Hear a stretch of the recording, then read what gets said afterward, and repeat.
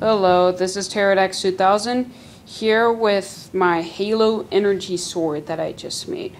So I'm going to show you a preview of this, and then I'm going to show you how I made it. And I'm sure it will be probably easy for you guys to make it too. So either way, here's my prototype. This is a Halo Reach Energy Sword. The difference between these two, I know that sounds crazy, but at the bottom it's like more detailed and slanted here, while in Halo 3 it's like more round at the bottom of the tip and then goes straight. But either way, this was my prototype, and it was made of cardboard paper because that was pretty much the only thickest thing I had. So it's very wobbly and not very comfortable, and you could just see it's very sloppy. It already has a lot of weight that it's carrying. So there's that. But I did add some detail on the handle.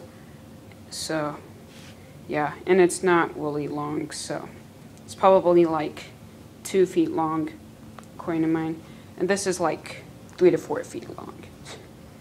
And I'm gonna give myself a pat on the back for the spray paint. This was actually the first time I ever spray painted on an object or just something, so I think I did a pretty good job. It's just the back that kind of bugged me. If you want to see the back, I could show you. It was kind of sloppy. I didn't have enough spray paint yet because I was using one of the little ones, so yeah, it was a lot of work, but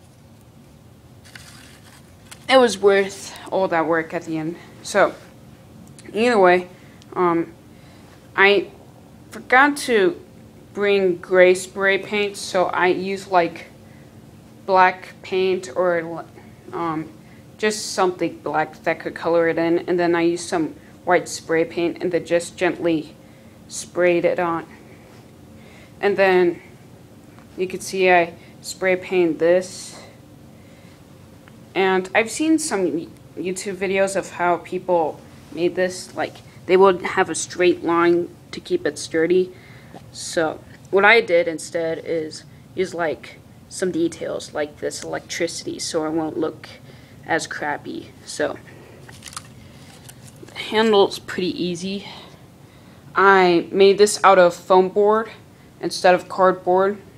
I couldn't really find cardboard, and if I did, well, I don't know. So either way, it was foam board. I used 2 layers, and yeah, it's pretty sturdy. It's perfect for swinging and stuff, depending how sturdy it is, and all of that. It's a masterpiece. So I'm really glad I made this, and for the very first time spray painted it. So yeah, it was quite a project, but it was very fun. And with an addition to it, I added a little handle for like special effects or something like that. So yeah, now I'm going to show you how I made this. Okay, so I started out with about 3 sheets of paper, taped them together, and started a sketch. And then after that, I cut them out, and then I put on the foam board, or cardboard, if you're using it. And then I put a heavy object on it to keep it like that, and then I traced it out, and then made the handle and the electricity part, mostly on the center. And then I would cut it out using something razor sharp, besides scissors, because scissors don't work out really well. And then here's what the first layer should look like. It's pretty sturdy. You could spray paint after you're done with the first layer, but I recommend 2 because it's not that sturdy. I swinged one of them too hard and then it broke, and that's when I had to tape it and glue it back together. So yeah, and there's the handle. So then what I did after that is I traced it out and cut it out, and then I made 2 copies of it. And then after that, I decided to super glue them together, including the handle, And then when I was done with that, I was using Gorilla Glue. And then using black, white, and blue colors, I painted and spray painted them out. And then I waited for them to dry for a while until I was ready to flip it over and do the same to the other side. And then that's how I got my energy sword. It's pretty easy, but a lot of work. Know how to make your Halo energy sword.